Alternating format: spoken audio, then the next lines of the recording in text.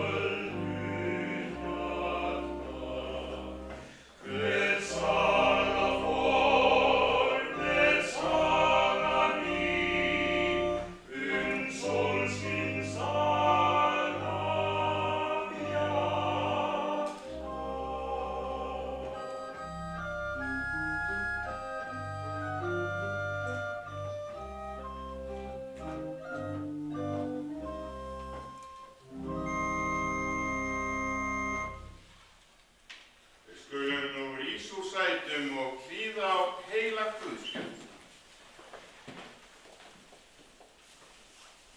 Marta sagði við Jesú: Drottinn, ef þú hefðir verið hér, væri bróðir minn ekki dáinn.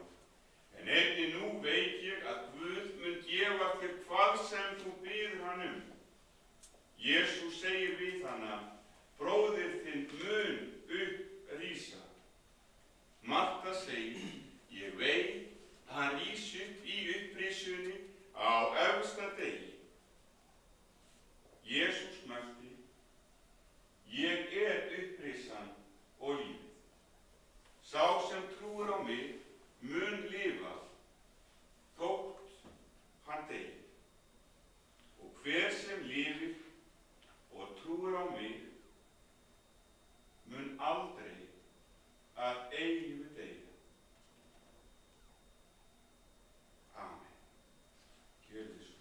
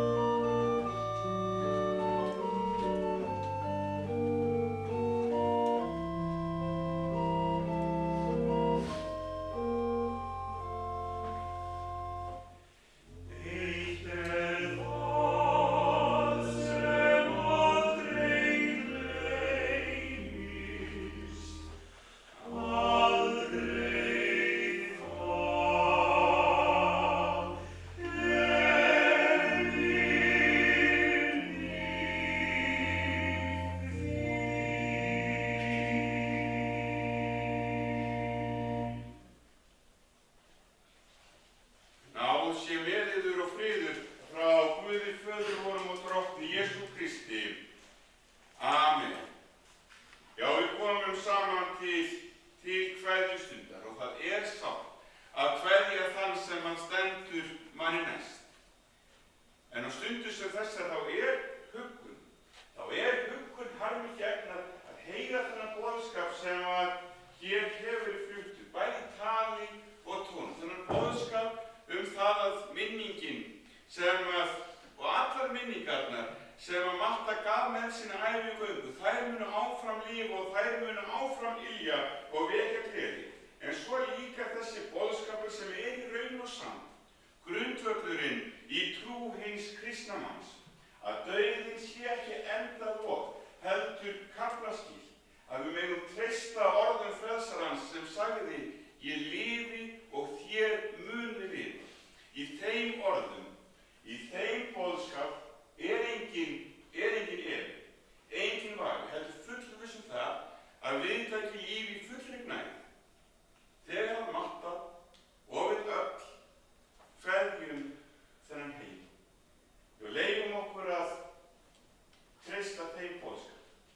Leyfum okkur að trúa þeim orðum þegar að við kveðjum Pálínu Matthildi Sigurðardóttur sem fæddist þann 27. febrúar árið 1928 hér í Reykjavík. Hún var næst elst af 7 börnum hjónanna Sigurðar Guðmundssonar verkamanns og skrifstofumanns og Kristjönu Sigur Ástar Helgadóttur húsfreyju. Eldri systir Möttu er Sigurrós og yngri systkinin eru Árný, Guðmundur Helgi, Guðný, Svanhildur Guðbjörg og yngstur er Páll Valgeir, en Guðmundur Helgi og Svanhildur Guðbjörg eru gengin á undan systur sinni, blessuð sé minning þeirra. Marta, hún bjó sín uppvaxtarár við Freyjugötuna hér í Reykjavík. Hún hóf skólagönguna í Austurbæjarskóla og fór svo í Ingimarsskólann þar sem hún lauk gagnfræðiprófi. En þegar hugurinn var ekki bundinn yfir námsbókunum, þá voru viðfangsefnin af fjölbreyttum toga. Hún var til dæmis nokkuð sumur til föðursfjölskyldunar sem voru með búskap í Mýrdal í Kolbeinsstaðahreppi. Hún kunni svo vel við sig. Hún kunni svo vel við sig innan menn og máleysingja og bar alltaf sterkar taugar vestur. Og svo veturna að þá hafði hún gaman að því að sinna áhugamálunum, æfði fimleika með Ármanni og var í dansi svo eitthvað sé nefnt. En að loknum gagnfræðiprófi lá leiðin út á vinnumarkaðinn og vann hún fyrstu árin við verslunarstörf, meðal annars í Haraldarbúð í Austurstræti og hjá Magnúsi Benjamínsinni úrsmið.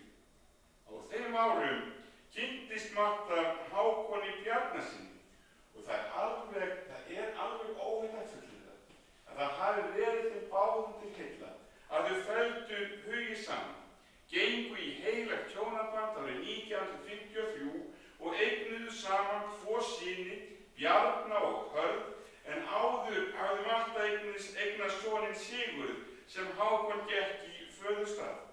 Barnabörnin eru 5 og langömmubörnin einnig orðin 5. Marta og Hákon hófu sambúð sína á heimili foreldra Möttu við Freyjugötuna, en fluttu svo fljótlega í hús tengdaforeldranna við Efstasund, allt þar til þau festu kaup og íbúð í Sólheima 27, þar sem þau gerðu sér fílegt heimili og bjuggu allt fram að í síðasta. Marta, hún sýndi það alla tíð að hún var einstaklega dugleg, hún var ósérhlífin og útsjónarsöm, eins og sást til dæmis á því að þegar drengirnir voru litlir að þá réð hún sig til starfa á gæsluvöllum borgarinnar. Það kom sér vel, ekki síst vegna þess að þeir voru staðsettir í nálægð við heimilið og þannig var hún í göngufæri við vinnuna, auk þess sem hún gat haft drengina með sér á meðan hún sinnti sínum störfum. Og eftir að heim var komin, að þá var líka í nóg að snúast. Því það er alveg óhætt að segja að Marta hún hafi verið algjörlega einstök í húsmóður hlutverkinu. Því auk þess að sinna vel öllum þeim hefðbundnu verkefnum sem að falla til á heimilinu, að þá var hún alltaf dugleg við baksturinn. Auk þess að hún saumaði marga flíkurnar á drengina sína og það var svo einkennandi fyrir hana að hún gat nýtt allan efnivið svo vel. Efnivið, já og tækjabúnaður þetta líka. Hún fór svo vel með hlutina. Eins og sást til dæmis á því að ein forláta húsbarnarsaumavél sem hún átti, já hún var keypt árið 1995 takk fyrir og sá hjá henni. Og það sást í stóru sem smáu, því að svona sem dæmi að þá átti hún ennþá eldhúsgæði sem voru orðin áratuga gömul og enn í fullri notkun þá byrti að vera aðeins kannski orðið lélegt á skjælunum. En þetta var svo lýsandi fyrir hann. Nýtti allt vel. En þegar að hversdagurinn var brotinn upp að þá var oft farið í ferðalögum landið og ættingjarnir heimsóknir. Fjölskyldan hans Hákons í Djúpinu, fjölskylda Möppi í Ólafsvík og á Mýrum, auk þess sem oft var farið í eftirminnilega tjaldútilegur á Þingvelli og víðar, þar sem tjaldað var á hentugum stað, einkum nálægt vatni og góðum veiðistað. En það var alltaf mikilvægt upp úr því að renna fyrir fisk. Í þessum ferðum að þá sköpuðust svo dýrmætar minningar. Þarna sköpuðust dýrmætar minningar og fjölskyldin átti saman góða stundir. Það var það líka bara þannig að Mörtu leið best þegar hún hafði nóg fyrir stafni. Eftir að strákarnir voru allir komnir í skóla að þá fór hún að vinna við innheimtu fyrir ýmis fyrirtæki í bænum og síðar réð hún sér til starfa hjá Náttúrufræðistofnun Íslands þar sem hún starfaði langt árabil. Hún réð sig þangað upphaflega í ræstingar en fór svo samhliða að vinna sem umsjónarkona kaffistofunnar og bætti svo aftur við sig þegar hann var gjaldkeri og nokkurs konar skrifstofustjóri. Hún í því sýndi hún alltaf sinn rétta karl, óbóðslega dugleg, óbóðslega afkastamikil, óbóðslega samviskusöm, tók alltaf strætó til og frá vinnu og mætt löngu áður en aðrir komu til starfa. Það sem gerði allt hreint og fínt á vinnustaðnum áður en að næsti maður mætti til vinnu. Og það segir kannski meira. Það segir kannski meira en mörg orð að þegar hún var 70 þá átti hún að hætta eins og lög gera ráð fyrir. En það gleymdist. Það gleymdist að segja henni upp störfum og flestir fegnir og héldi aðeins áfram. Og ekki nóg með það að þegar svo loksins var búið að ráða unga konu í stað Mörtu að þá reyndist starfið þeirri konu og það reyndist konu starfið ofviða þannig að ráða þetta ekki færri en 2 konur til að sinna þeim störfum sem Marta hafði sinnt áratuga skeið. Hún var alveg einstök og henni þótti líka svo vænt vinnustæðin, þótti vænt samstarfsfélagana og var svo stolt af því að vinna á þessum stað. Og hún hafði aldrei slegið af í vinnunni. Að þá settist hún ekkert með hendur í skaut eftir að vinnudeginum lauk. Þvert á móti hafði alltaf nóg að snúast og varði til dæmis mörgum stundum í að sinna fjölbreyttri handavinnunni. Hún var algjör listamaður. Hún var algjör listamaður í höndunum sem sást á öllum hennar verkum. Á árum áður að þá tók hún að sér fataviðgerðir heima við og það voru margir sem komu og báðanum að breyta og bæta flíkurnar. Ömmustelpunum og frængum þótti gott að geta komið til Mörtu til að fá kjólum eða buxum breytt. Já, eða þá að fá lánaðar hjá henni einhverja flíkurnar. Og það voru þá sérstaklega svona dæturnar sem að þótti sérstaklega gaman að fá að grúska í fataskápnum hjá ömmu sinni og fá lánaða kjóla til að klæðast á menntaskólaböllunum. Kjóla sem að aftur voru komnir í tísku og auðvitað vel varðveittir í hyslunum hjá okkar konu. Og Mörtu, henni var það svo ljúft, henni þótti svo vænt það að geta hjálpað sínu fólki. En það var hún svo alltaf meðvituð það að í fjölskyldunni átt hún sinn dýrmætasta fjölskyldu. Og hún var svo stolt. Hún var svo stolt af afkomendunum og sýndi það svo hvað henni voru dýrmætar samverustundirnar með ömmu börnunum. Það var alveg sama. Alveg sama hvaða hugmyndir krakkarnir komu upp. Allt kom upp hjá krökkunum. Alltaf var okkar kona til. lesa og leika, spila veiðimenn og jafnvel spila fótbolta. Hún vissi það nefnilega hvar dýrmæti lífsins lágu. Og það sást vel á því að þau hjónin, Marta og Hákon, þau voru alltaf samstíga á sinni lífsgöngu. Það sást til dæmis svo vel þegar þau fóru í hestamennskuna á sínum tíma sem var þeirra helsta áhugamál áratugum saman. Þau voru mörg verkefnin sem féllu til í tengslum við hrossin og skuldbindingin mikil.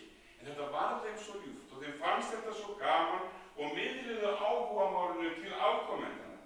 Auk þessara duglega í hesthúsinu og við útreiðar, að þá fóru þau alltaf á landsmótin og jafnvel á heimsmeistaramótin og fóru þessum oft til útlanda. Og einn seinni ár að þá höfðu gaman að fara í öðrum erindagjörðum til útlanda og njóta lífsins saman. Ja, það er alveg óhætt að fullyrða að þau hjónin að þau hefur notið þess að eiga hvort annað að. Það dimmdi því verulega yfir lífsgöngunni þegar að Hákon lést árið 2005. En þó sorgin hafi verið mikill og söknuðurinn að þá hélt Marta áfram lífsgöngunni af mikilli reisn. Fór þá í auknum mæli að taka þátt í félagsstarfinu í Hvassaleiti þar sem hún sinnti handavinnunni í góðum félagsskap.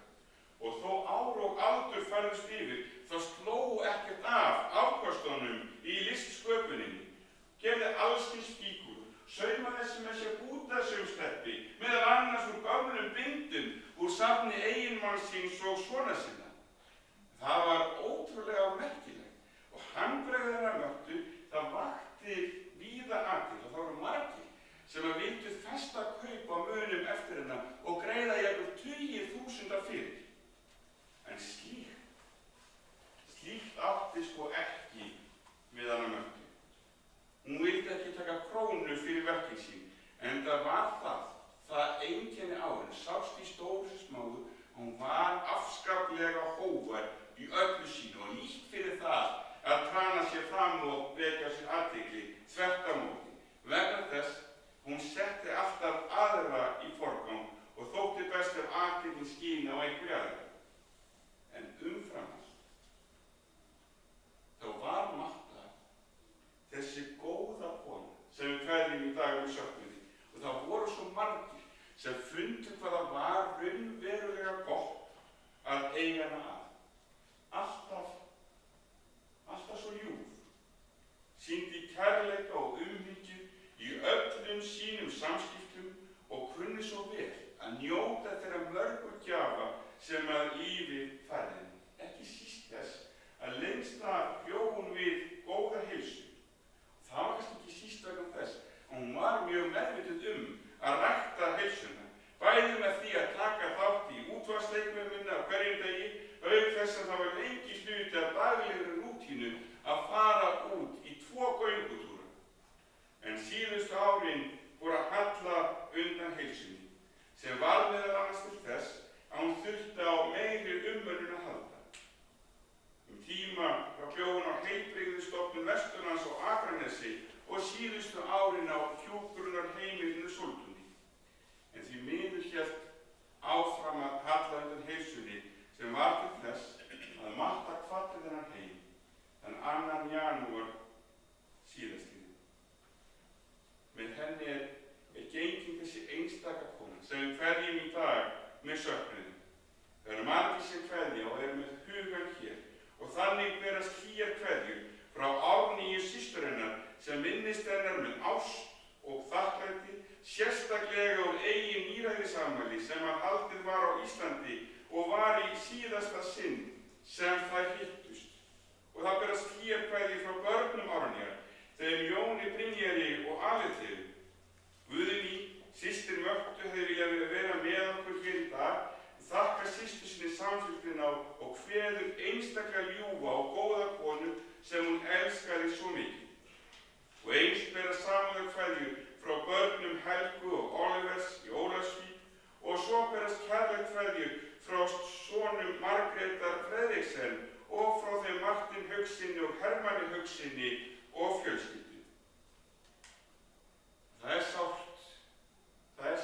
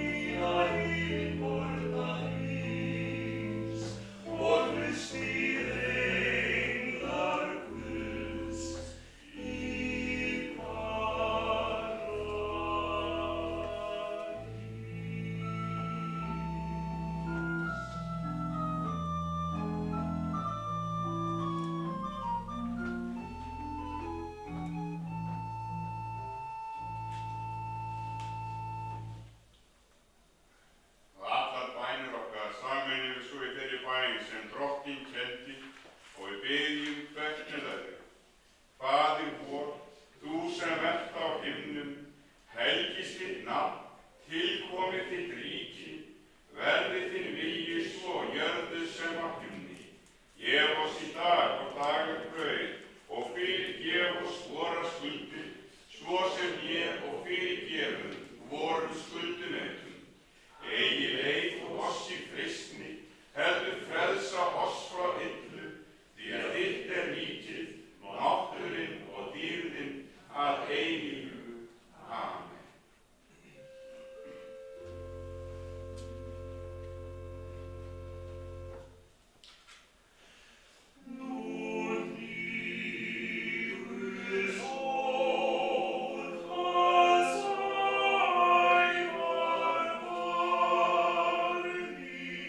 Sigur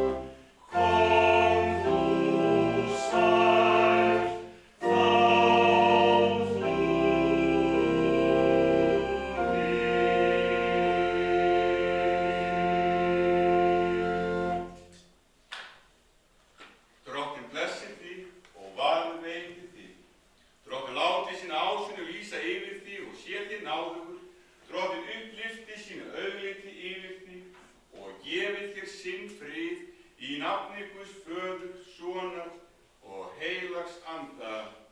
Amen. Guði séu þakkir sem gefur oss sigurinn fyrir Jesú